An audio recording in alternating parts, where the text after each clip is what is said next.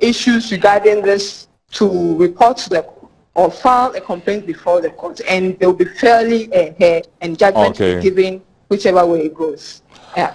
Thank you so much. Barbara Kuma is our court correspondent and has been giving us some updates from the final day of sitting of the court, which has been deliberating on matters in the past 11 days.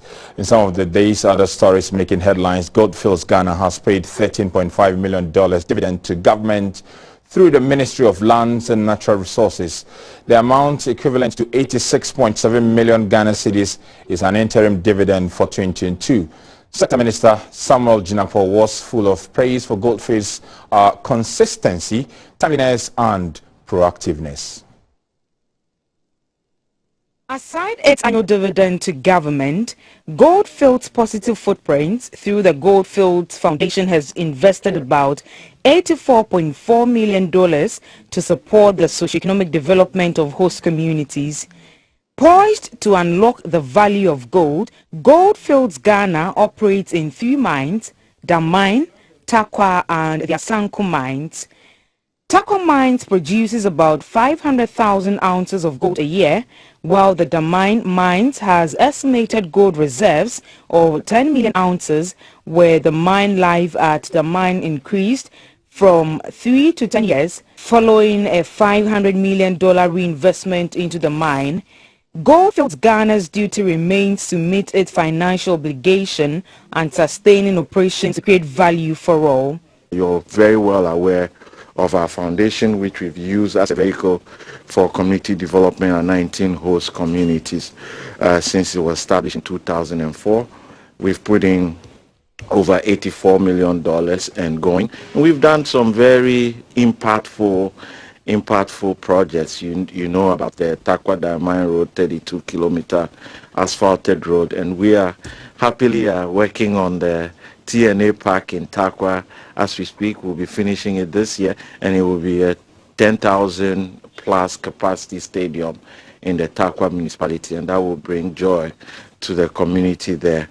The Minister for Lands and Natural Resources, Mr. Samuel Jinapor, said the 2020 interim dividend to government is a sign of the company's support and responsibility as a key stakeholder in the mining sector. I got a privilege and honor to be made minister by the president last year. I think you've been very consistent in your payment of dividends.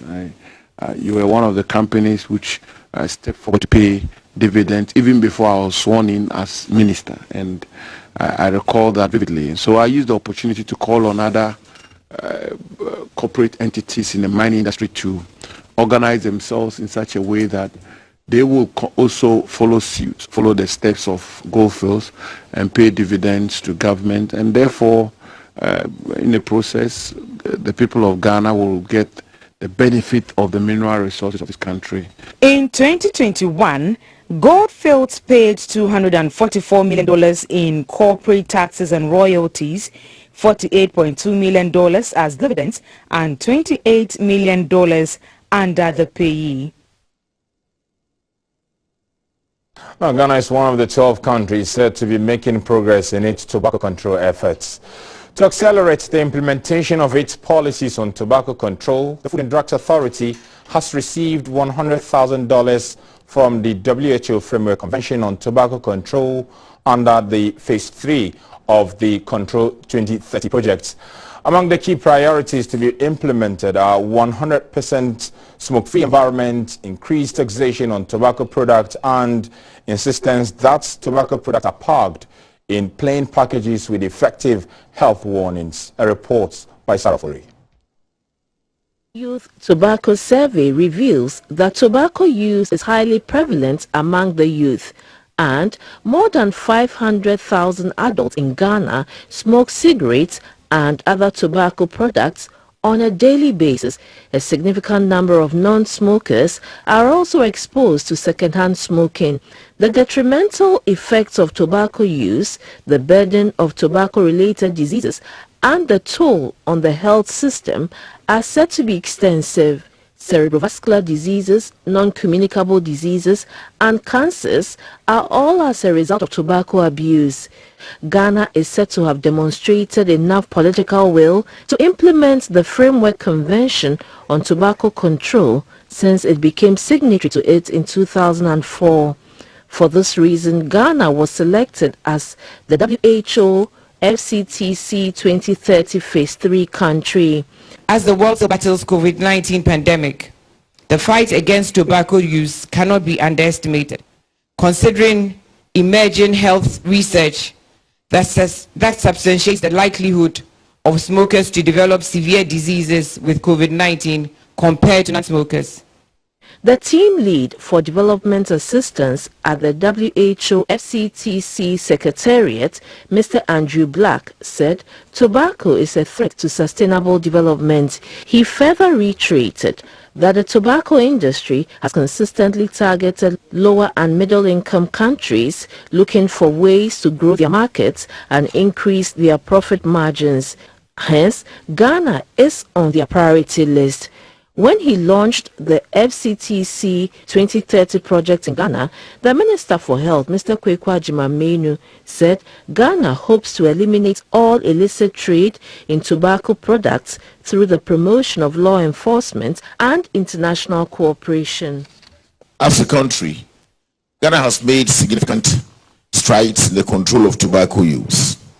This includes the inclusion of tobacco-specific provisions in our Public Health Act 2012, passage of the Tobacco Control Regulations 2016, that is LI 2247, and the introduction of graphic health warnings. The head of tobacco and substance abuse at the Food and Drugs Authority, Mrs. Olivia Boateng, says the laws on tobacco regulation, as it is, does not ensure compliance. The law for the FCTC requirement or the recommendation is there should be no smoking in all public places, and we've had the law for over 10 years. We've done gap analysis. We think that going forward we need to do certain amendments. That's an aspect of it that we think we will take back to Parliament to say we want a comprehensive smoke-free environment. The FDA says although the law permits them to regulate emerging tobacco products, there is the need to build on their capacities and that of law enforcers. Sarah for GBC News, Accra. The Climate Change Stakeholders Forum is underway in Accra. It's been organized by the Young Professionals and Youth Coalition, Ghana's leading transformational leadership advocates. The Youth Climate Summit 2022 is a game-changing effort to engineer innovative solutions to the growing climate change crisis in Ghana and the continent Africa. Our reporter Nana Icha sat through the summit and joins me in the studio with more details from what transpired. Thank you so much for joining us in the studio. And let's start with this. The future really belongs to us, the youth, and we should have keen interest in how we preserve it. What are the objectives of the group having this meeting? Okay, we all know that climate change crisis has become one of the biggest problems in the nation. And what happened today is I just want to involve the youth, since they are the leaders, future leaders of this nation, for them to play an effective role in solving or addressing climate change problems in their community and also in the nation. And what they sought to achieve is to create a national awareness of the climate change crisis among student and young leaders, to also provide a platform and space where young and student leaders can advance innovative solutions to address climate change problems in the country, to build the capacity and also to help them have leadership role in the country for their transformative solution addressing the problem, and also finally to expose young and student leaders to also be financed towards this project. That is what quite a tall order of objectives that they have, and I'm keenly interested. As I said, the future belongs to us and we should have interest in how we preserve the environment. How do they seek to achieve all this? So they seek to achieve this whole project by involving the youth, educating them, informing them to understand the effect it has on the country. So wherever they are, they need to make sure they all come together as one body to help achieve this project by playing an effective role wherever you find yourself to help curb this problem we have in this country. As I said earlier on, it's not only in Ghana, it's a global problem that we are all facing. Is there anything you want to share from what you've gathered from the meeting? I think one thing the Minister for Lands and Natural Resources said, which is very, very important, is that the youth must hold the fight against climate change in our country. Wherever you find yourself, is our individual roles to help solve this problem.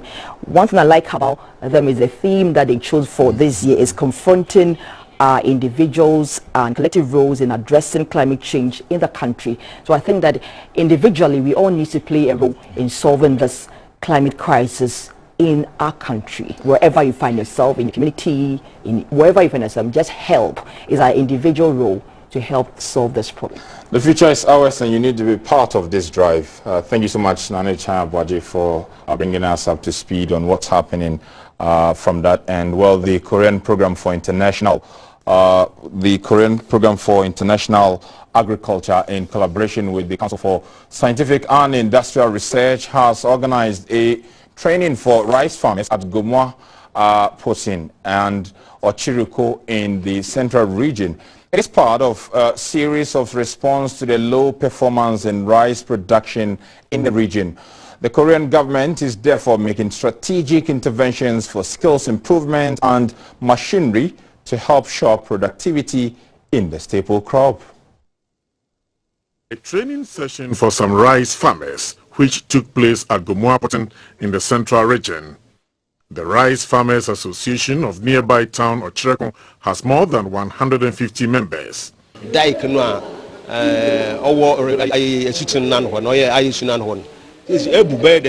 about 2 years.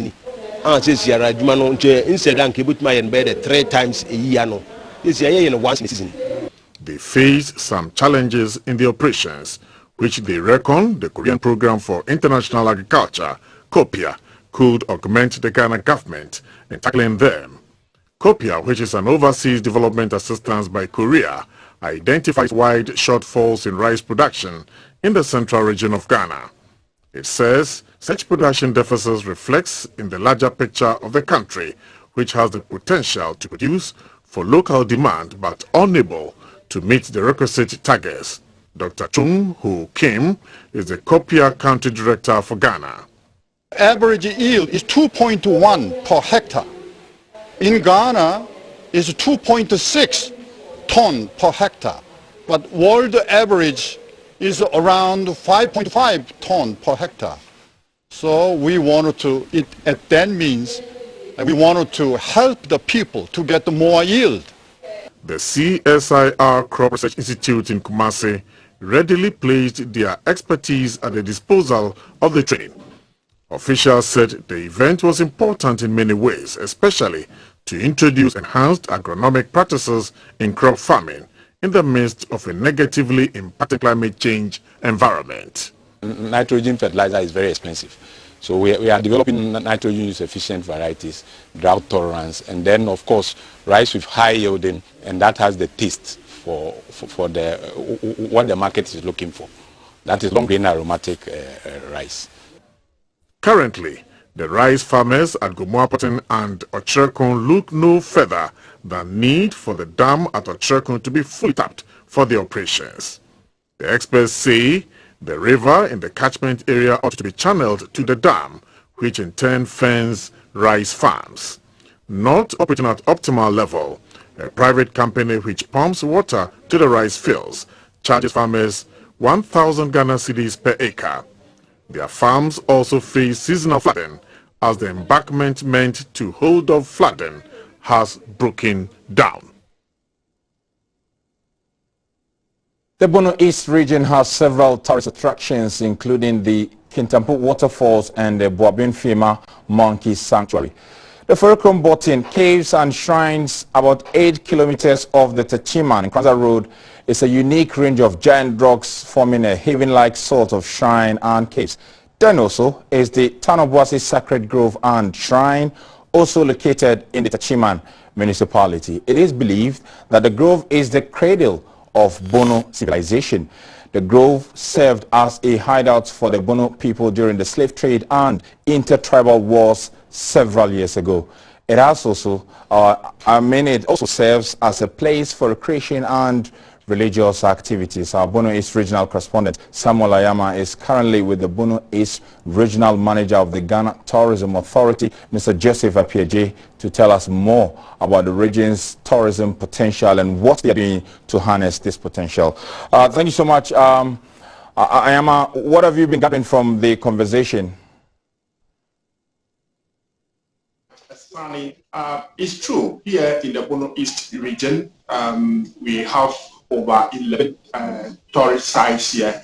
Some developed, some are yet to be developed. And I'm currently with the regional manager of the Ghana Tourism Authority, Mr. Joseph Apieje, to walk us through the tourist sites, those that are developed and those that are yet to be developed. Good afternoon, sir. Good afternoon. Yeah, welcome to JBC News. Thank you. I want to find out from you, just walk us through the tourist sites in the region, those developed and those yet to be developed. Thank you very much for this opportunity. Nature has endowed Bono East region with a lot of tourism potentials. When properly harnessed, can bring in a lot of revenue to the indigenes as well as the country. I'll mention those that have been developed, and there are a lot yet to be developed. Kintampo Waterfalls, I think, is popular, and a lot of Ghanaians are aware it's developed, but it is not up to our expectation. So we continue add value on Kintampo Waterfalls. We have Wabin Fima Monkey Sanctuary. We have Kunsu Slave Markets and ecosystem. It appears Kintampo Waterfalls and other developed attractive sites has overshadowed Kunsu. But Kunsu have a rich history, which when properly developed, it can bring a lot of revenue to the community. We also have Boyam Caves and Bat Colony. And in the Boyam Enclave, there are a series of attractions in Boyam Township, which we ought to pay much attention to. We have Kanobuase Sacred Grove. We have Bono Manson Slave Site. It's a very popular slave market site in the olden days. And in that enclave, we also have Martin Luther King Jr.'s Deba ground at Bono Manson. We also have Bono Manson plunge pool, what others describe as Bono Manson waterfall. It's a unique plunge pool that ought to be paid particular attention to. Whoever comes to partner GTA to develop that site will surely benefit immensely from the plunge pool, because it's unique. I haven't even seen that. The pool is found within the belly of rocks. So it offers unique experience. It's quite fascinating. We have Dija National Park. The potential there is huge because series of big rivers are there. We have River Sene, then we have Dija as a river, then the mighty Lake Volta or the River Volta is also there for others to come and partner GTA to develop. There are many others, which time will not permit us. Okay, so far, what are some of the challenges in managing these tourist sites, the developed ones? Yes, the challenges are, in fact, diverse and numerous. I can mention poor service delivery. Actually, we are now regulating this attraction site with LI 2393, and those who are manning those sites must be skillful and knowledgeable, but a lot of them are not professionally trained. So I think this is what Obatampa scheme or Ghana Cares, one of the issues that it seeks to, or the constraint that Obatampa Cares seeks to address. That is the operators skills revitalization. In other words, capacity building of operators in the industry. So that is seen as a major challenge. So how will you describe the patronage so far, particularly Kintampo Waterfalls? For the patronage, it's not bad because of the robust marketing GTE is embarking on Kintampo Waterfalls. We are using the social media a lot. And for Kintampo Waterfalls, others have target as a 4.5 star. I don't know if there is something called 4.5 star, but 4 star, I can assure you, those who have been patronizing the site have described the site as a 4-star facility. So people from all walks of life are trooping. But the most interesting aspect is the indigenous Ghanaians. A lot of Ghanaians are patronizing Kintampo Waterfalls nowadays, which is very, very encouraging. So Kintampo Waterfalls is helping us a lot. So what will be your appeal to government and other NGOs who would like to come here? Yes, what I want to say is most of the attraction sites here are yet to see facelifts. We need to add value. And with the introduction of Ghana Care, 1 billion Ghana cedis fund that has been set for tourist sites enhancement, I want to plead that even though I've had a series of assurance that they will consider Bono East, I want to emphasize that a lot of attraction sites need to be developed. Therefore, they should give us a consideration. Quite apart from that, the potential is huge. Therefore, we have private-public partnership or public-private partnership. I am making a clarion call to all and sundry, all over the world, to come on board, to partner GTA and the Assembly, to add value to these numerous potential that we have in the Bono East, so that the indigents will benefit and it will bring a lot of revenue to the entire nation. Thank you very much. We want to thank Mr. Apiaje for walking us through the tourist sites in the Bono East region. GBC News will also visit all the sites and then update our cherished viewers on whatever that is happening, the developed ones and then those that are yet to be developed. For GBC News, Samuel Ayama, Bono East Regional Capital.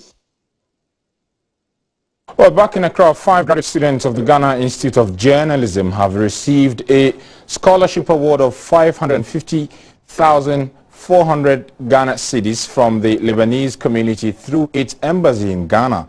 The award forms part of the Lebanese community's support to the promotion of quality education in the country. The students were selected based on the exceptional academic qualities exhibited throughout their studies. The 5 beneficiaries are Theodore Abiwu, Agnes Ansabe, Jessica Echan Opoku, Emmanuel Buduano, and Sophia Usu. Since its inception, the Lebanese scholarship scheme has supported Ghanaian students in the journalism and legal fields, in particular to promote educational and cultural cooperation between the two countries. More than 250 students have received scholarships, both at the undergraduate and postgraduate levels of tertiary education. Director of the Ghana Institute of Journalism, Professor Kwame Ansa Eidu, commended the Lebanese community for the continuous support to students across all levels.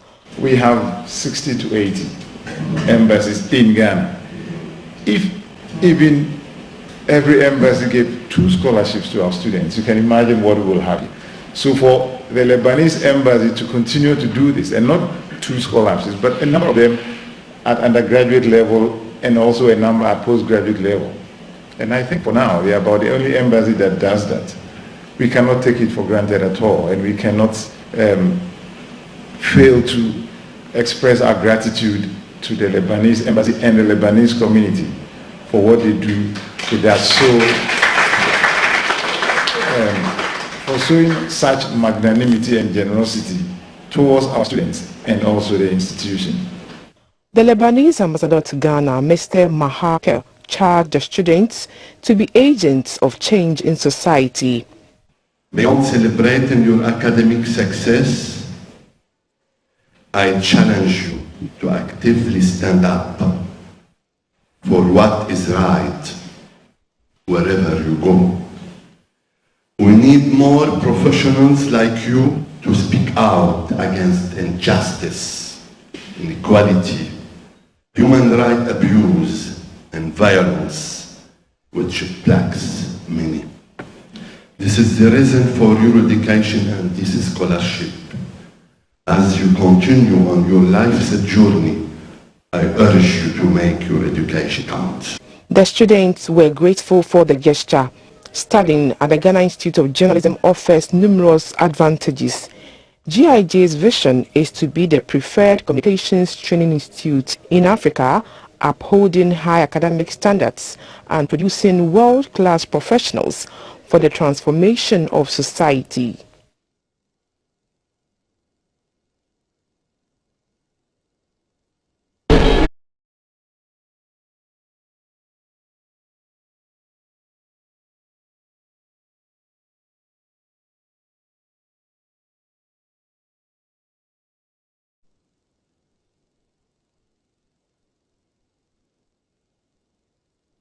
In business, the opening of the $9 million Nissan vehicle assembly plant at Tema comes on the back of other automobile companies such as Volkswagen and Toyota, who have already started commercial production in the country.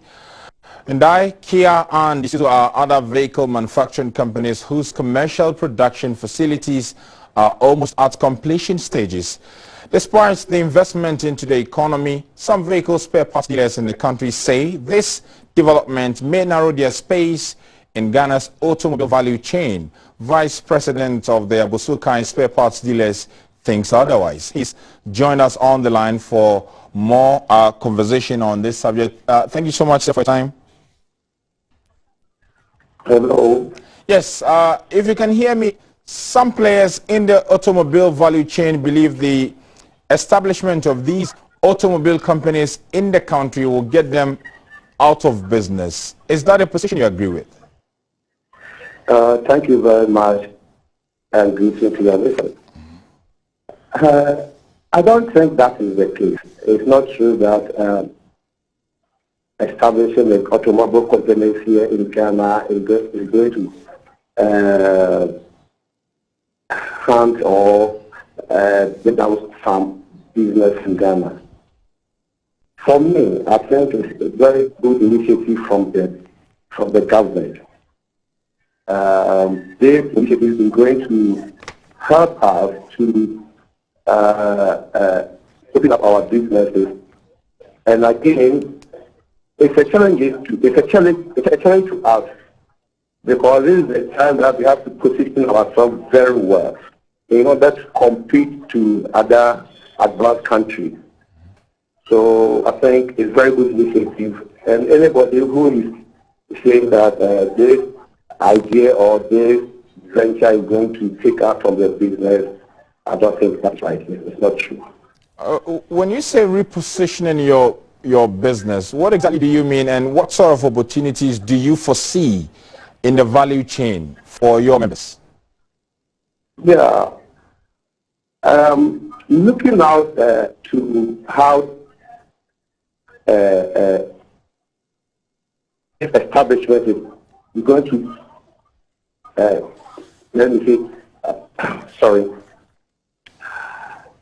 the position that we need to position ourselves is that we need to put ourselves together in order to find partners from outside to establish our own business, our own companies here, manufacturing companies here.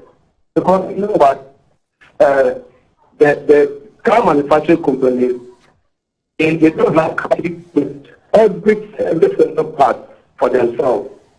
They will pass on the part from other companies. And this is the time that we, the spare parts industry, the players within the spare parts industry, need to position ourselves, put ourselves together, find partners from outside, established companies to help these car manufacturing companies and help our business also. So if we put up our hands as if there's nothing mistake and there's nothing going on and always criticizing or always crying, our own crying, without doing anything, and that one, it will go a long way to hunt us. So we need to put ourselves together and position ourselves very well to take up the challenges. Really, not all of your members have this insight that you are having, and of course there is a range of opportunities across the value chain for local players who may want to explore. Are you considering to sensitize your members as an association so that they will begin to appreciate firmly the opportunities across the value chain so that they can explore? Yeah, we've had a lot of meetings. We've informed them because from last year we've informed them about this initiative from the government, and we will continue to have meetings to inform them so that they can position themselves also. I think it's better to go all around so that this business will grow and grow better. Okay. It's always we depend on buy and sell.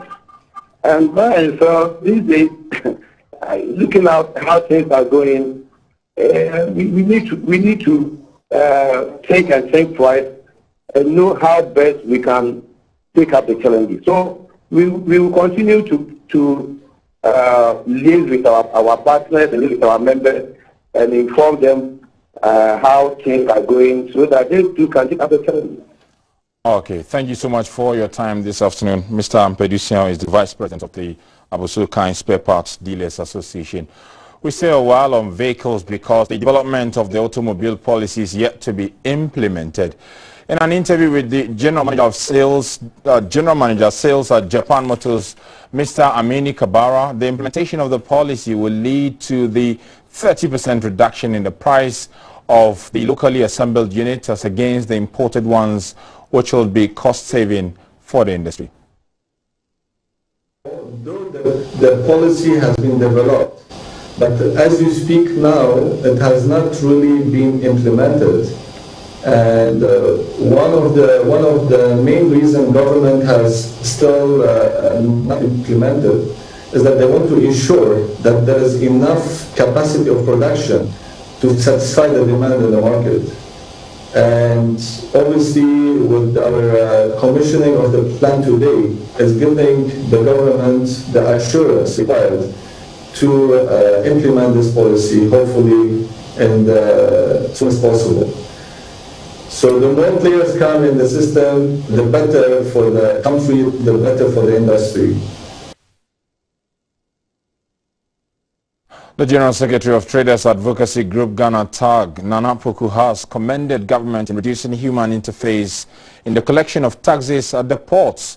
ICANNs for the period between June 2020 and April 2021 generated a total of 18.1 billion Ghana cedis in revenue to the government nearly a year after it became fully operational at the country's land and sea borders. For NICOMs is 75% done. As traders, we are still expecting that more should be done at the port to cut the human interface of doing business at the port completely, to attract more cargoes through the port. If not, I don't know when MPS is going to make their money. I applaud the president that the 4x4 cars should be locally produced. Look at the amount of cars that we buy for Ghana Police. And if we are designing the engines, designing the body and everything here, definitely spare parts is going to be very easy to access. We are not against e-levy, but the models they are using, you can't multiple tax people. Do you want to tell me if I'm transferring money from my account to a local company in Ghana here, I am going to be taxed? On what basis? All that we are asking is that a well consortium is formed for them to indeed dig deep as to how to get a better model for this taxation. Traders have lost a lot. When we are able to source our goods, we will put it on it for the ordinary person to go. The city has been finding its feet against major trading partners, especially the US dollar, and we'll be bringing you details as to how the local currency is performing on the interbank market, as well as how commodities are faring on the global front.